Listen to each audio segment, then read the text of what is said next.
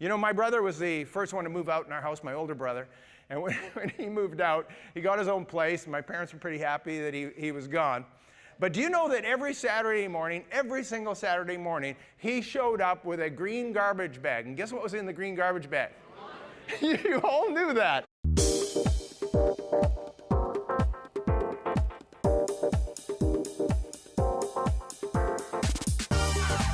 Welcome to Church of the Rock from Winnipeg.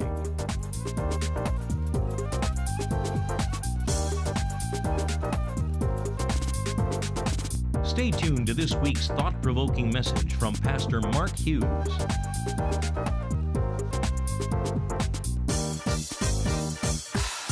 Well, today I'm concluding the series I began, Parenting on Purpose, and I've been trying to encourage you that we need to have a purpose in our parenting, a target or a goalpost that we're aiming for.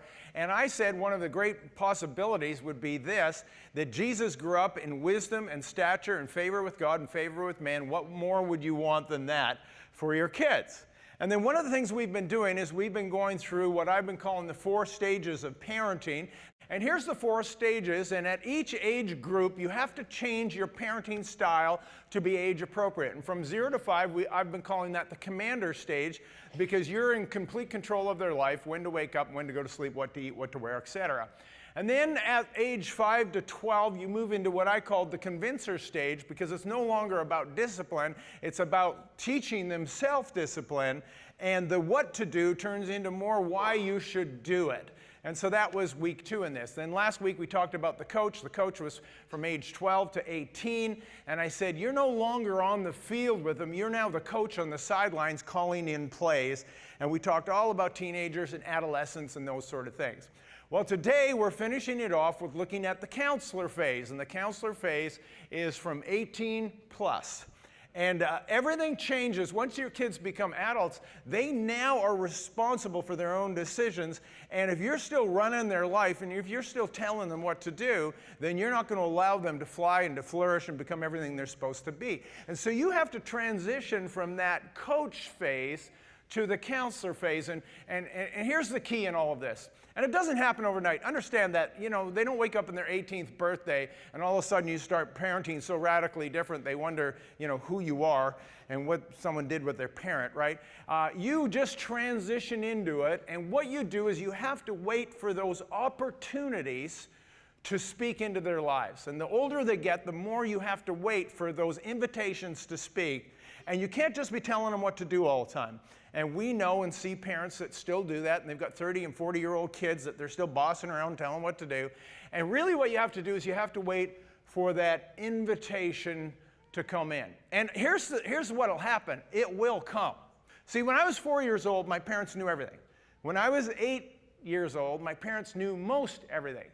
By the time I was 12, my parents didn't know anything, right? And then when I was 18, it turns out my parents actually knew a few things. And then by the time I was 25, guess what? They knew everything again.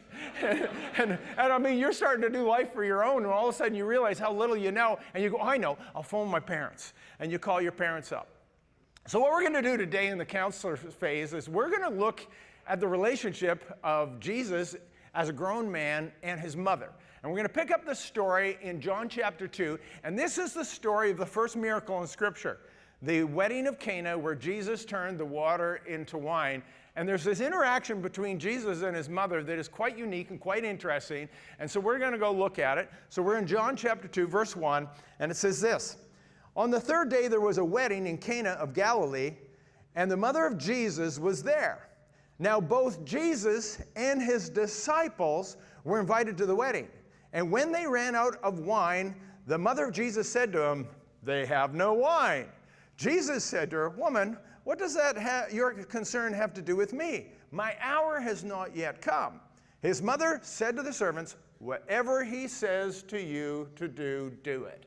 Now, first of all, let's talk about this Cana place. Cana is about only 6 or 7 miles north of Nazareth. I've been there. It's very close. And a lot of people, theologians, think that this wedding in Cana was probably a family wedding.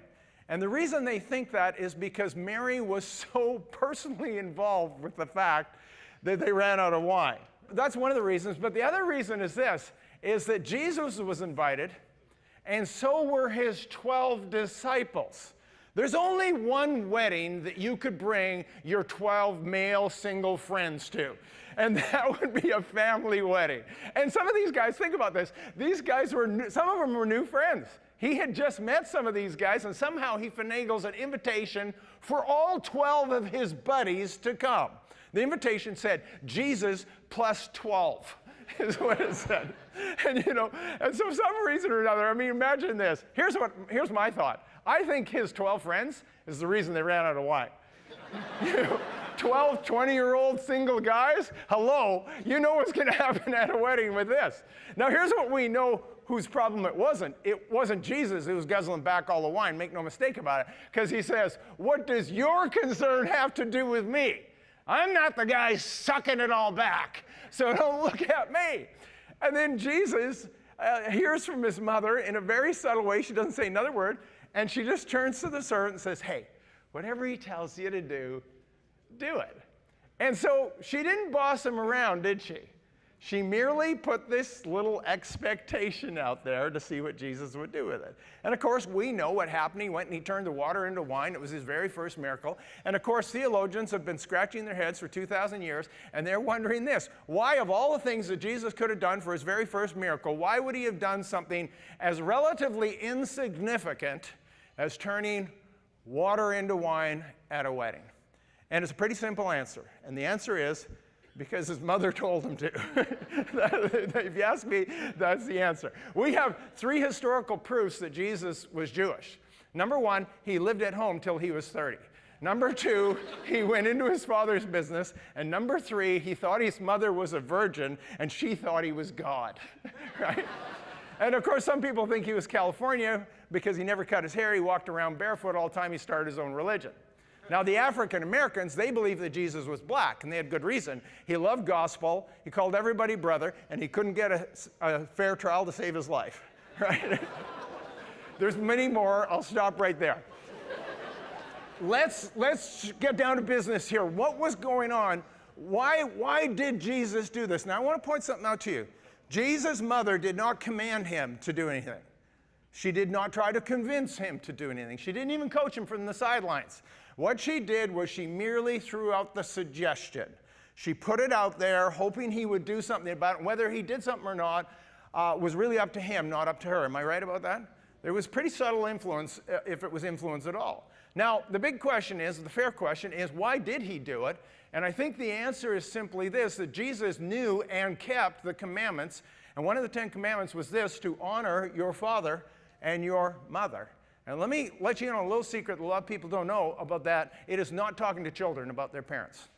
Did you know that? It's not talking to kids. That commandment is not for kids to honor their parents. That commandment is for adult children to honor their elderly parents. That's what that command is. You can go study that out for yourself. And you see, in Jesus' day and in many cultures around the world, the elderly are actually esteemed and they're honored. And we now live in a culture where, as people get older, they become discarded, they become mistreated, and there's all kinds of problems that we see with how the next generation treats their elderly parents in our culture. So we're talking about this phase from 18 plus, and how many of you heard this expression? I know you have. Failure to launch. How many of you know that expression? And it refers to the next generation, the failure to launch. It's now a syndrome, and it has to do with the fact that young people, young adults haven't been able to get on with their life, and many of them won't even leave the house. And there was a movie about it. It was called Failure to Launch. Here's the picture of it. It starred Matthew McConaughey. And he's a 35-year-old man living with his parents, and he has no intention of ever leaving, because he's living in an all-inclusive resort where his mother is doing everything for him. So then they go hire Sarah Jessica Parker, who's an expert on getting young men to move out of their houses. Probably you can guess what the ending of this movie is. And so I thought, well, anyway, that's sort of a fun concept. But there's a failure to launch. Then what I'm going to do today is I'm going to talk about launch. And I'm going to use the word L-A-U-N-C-H, launch, as an acrostic for how you function in the counselor phase as a parent. And so I'm going to throw it up on the screen. I know you're looking at this going, Pastor Mark, seriously? You're talking about 6 points? You've never done 6 points in your life. That'll take us 2 hours. No, I promise I'm going to get you through it. And here's what these letters stand for. The L stands for let them live their own lives. The A, apologize for your mistakes quickly. The U, unconditional love is your secret weapon. The N is never use the guilt trip. The C is coax them into their careers. And the H is heap upon them the parental blessing. And so we're going to start with the first one here, and that is this: let them live their own lives. Now, one of the scenarios we're seeing in the 21st century is this, is that young people, in one way, are growing up faster than any other time in history. Would you agree on that? They're exposed to things at a very young age that you and I never knew about until we were 35 years old. And somehow these kids know about them when they're 12 and 15, and sexual things and practices and stuff that, you know, some of us never even heard of. And in some ways, they're exposed to way too much and have way too much knowledge. But on the other hand, they're having trouble actually growing up. And they're having trouble leaving the nest. And I'll tell you, even though they know so much and they're growing up too fast on one side, on the other side, they're not growing up fast enough because the parents are doing everything for them. You know, my brother was the first one to move out in our house, my older brother. And when he moved out, he got his own place. My parents were pretty happy that he was gone. But do you know that every Saturday morning, every single Saturday morning, he showed up with a green garbage bag. And guess what was in the green garbage bag? You all knew that. It was his laundry. And he came and he dumped his laundry in the laundry room for my mother to do it, and said, I'll pick it up and drop another load next week. He did this every single Saturday. But that wasn't the worst part. Then he went to the hall closet. And he opened the hall closet and he helped himself to toothpaste and toilet paper and soap and paper towels. And I said to him, Brad, what are you doing? You know they sell that stuff at the store, don't you? He says, yeah, but I like shopping here because it's free.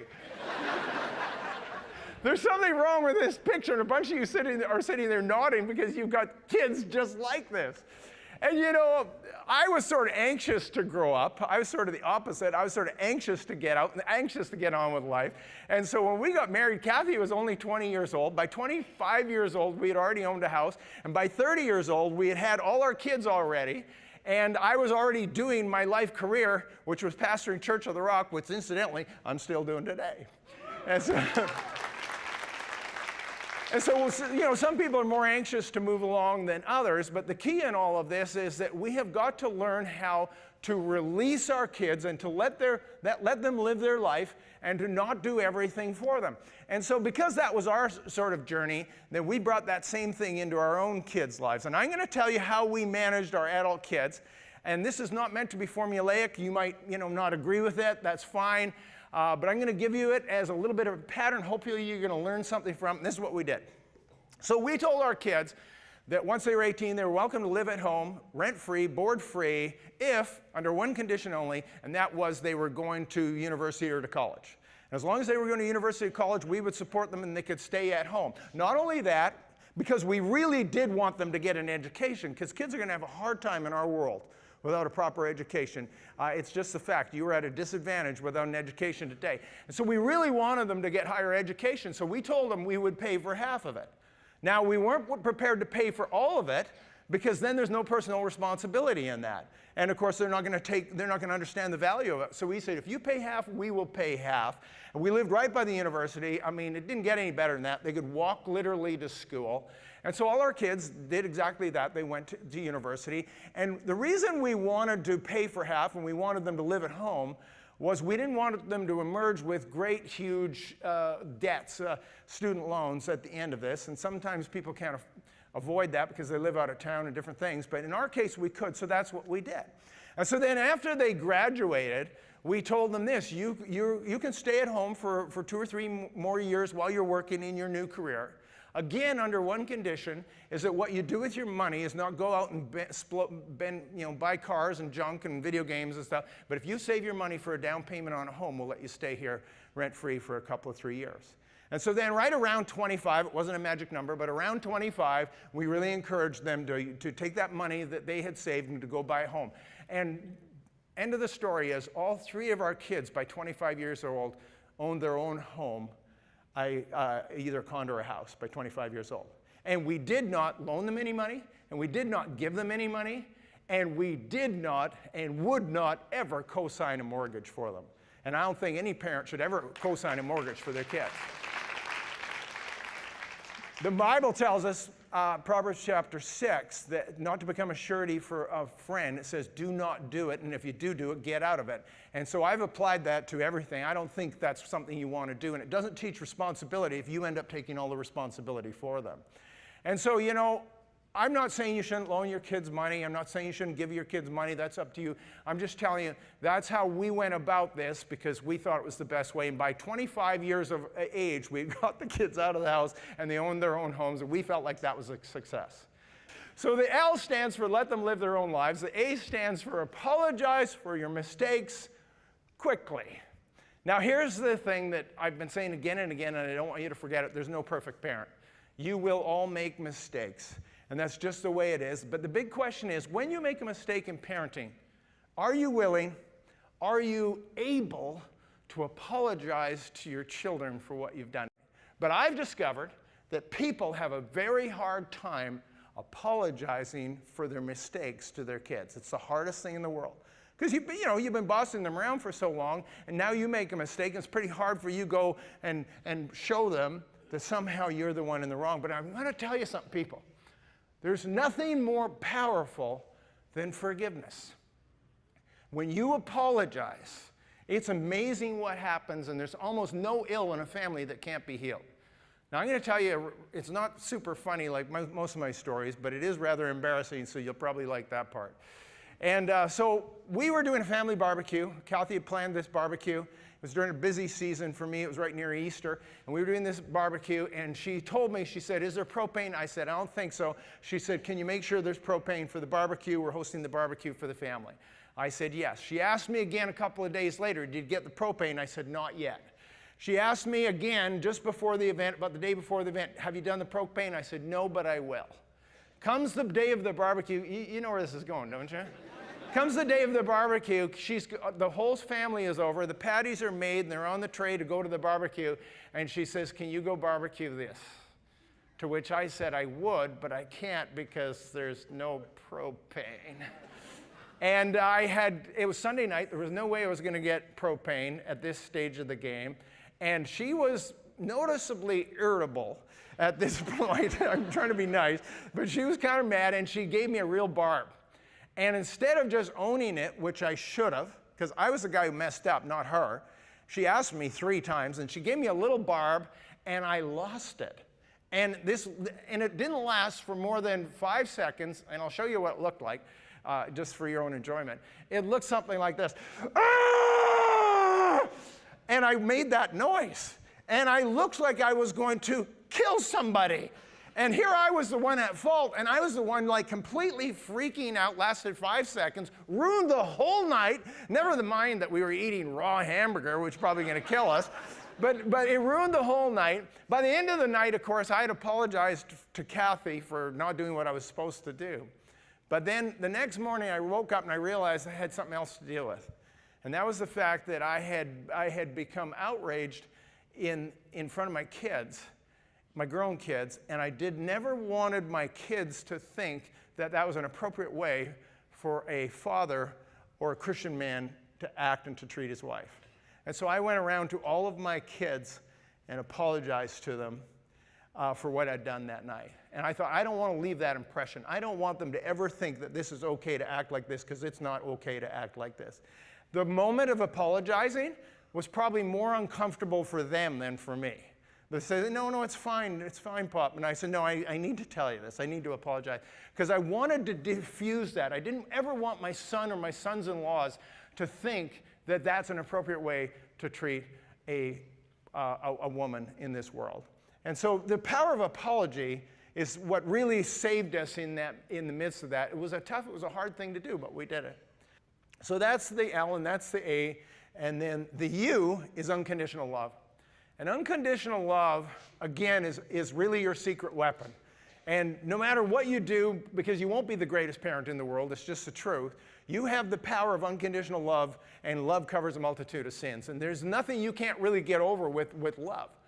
And you see, the family is unique of all things in the world, because the family will put up with more grief and more heartache and more rebellion and more bad behavior than anyone else in this world. And the reason is because we have this thing that we get from God called unconditional love. And unconditional love is truly your secret weapon. You know, you never stop being a parent. You do know that, right? I'll keep telling you that. You will always be the parent. I got this email one day from this lady, and she said, Pastor Mark, I don't know what to do with my sons. They run around at night, and they go out drinking, they sleep in, they can't keep jobs, and they won't come to church with me on Sunday morning. What should I do? And then she says, P.S., I'm 87 years old. My sons are 61 and 63. I thought, oh, those little rascals. Boy, boys will be boys, man. I mean, what do you tell her, right? You never stop being the parent. So the L is let your kids live their own life. The A is apologize quickly. The U is unconditional love. And the N is never use the guilt trip. Jewish moms, for some reason, have the reputation of being real guilt trippers. Guilt is the gift that keeps on giving. The Jews invented it. The Catholics perfected it. And we look at Jewish moms, and maybe rightly or wrongly, they have earned this reputation. You've heard the stories, right? I mean, how many Jewish mamas does it take to change a light bulb? None. You just go out and have a good time. I'll just sit here in the dark. And what the guilt trip is the guilt trip is using manipulation, emotional manipulation, to get your way. And when we look at Jesus and his mother, that's not what he did. That's not what she did, rather, right? She did not use emotional manipulation. She just merely floated it out, and if he did it, great, and if he didn't do it, then there was nothing she could do about it, and she didn't put any big guilt trip on him, right? Now, I didn't have a Jewish mom. I had an Italian mother, and they have a different kind of guilt. See, a Jewish mama might do this. If you don't come and visit, it might just kill me. Do you want that? The Italian mother is, if you don't come and visit, I might just kill you. Do you want that? It's a subtle difference. So I think you get that, so I'm going to move on. Never use the guilt trip. The C stands for coax them into their career. Here's some advice for you on this. A lot of times we think kids need to just find their own way in life, like my first point here. But when it comes to what they're good at in this life, probably nobody knows their skills, talents, and aptitudes better than you, the parent, do. And a lot of times even they don't know. Because they don't know. They grew up with these aptitudes and these skills, and they don't realize maybe they're really good at something. And I'll tell you one quick story about that. It was about my middle child, my daughter. And she always was really, really good with languages. Phenomenal. I mean, she had early language skills, and she has no trouble learning languages, and she has great vocabulary. Her spelling was out of this world. In grade 3, I could throw any word at her, and she could spell it. I'd say existentialism, and she'd spell existentialism. I'd say myocardial infarction, and she would spell it. I can't even pronounce them, let alone spell them. And meanwhile, she's spelling these incredibly difficult words. So she always had great language skills. So then when she graduates high school, she goes off. First of all, she started at Providence College. And as far as I could tell, she was studying volleyball and doing very well at that. And then the next year, she goes off to U of M. And at U of M, she was doing stats and math. And I said, what are you planning on doing with your life? She says, well, I had a math teacher I really liked. Maybe I'll be a math teacher. And she was just in school, but she was just bumping along. She didn't have good direction. And so then I said, you know what, Kristen, I want to take you out for lunch. And where do you want to go? She says, I want to go to Kelsey's. And so just the two of us went to Kelsey's. And she even remembers what she ordered. She ordered the chicken club wrap. And so she ordered the chicken club wrap. And I sat across from her and I said, let's talk about your future. And let's talk about what you should do. And your mother and I just want to make a suggestion to you. You've always been so good at language. Why, instead of going into statistics and math, why don't you lean towards linguistics? And she said, well, why would I want to do that? And I said, because if you get a linguistics degree, then you could go get a master's in speech-language pathology, and that is a fantastic career, to be a speech-language pathologist. And I think you'd just be really great at it. You're so good at language. And anyway, so she thought about it, and she did exactly what we suggested to her, counseled her to do.